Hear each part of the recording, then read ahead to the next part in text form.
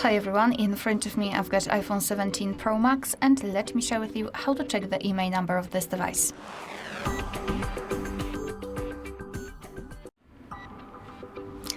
So let's begin with the fastest way. With the usage of the secret code, we have to open the dialer and enter the code, which is *#06#.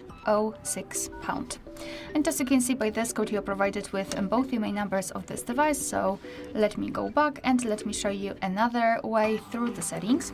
So we have to open the settings. Right here we have to scroll and find General and go to About at the top. And after scrolling down, you can see that we've got here both IMEI numbers for both SIM slots. Alright, so that will be all. Thank you so much for watching. Please hit the subscribe button and leave the thumbs up.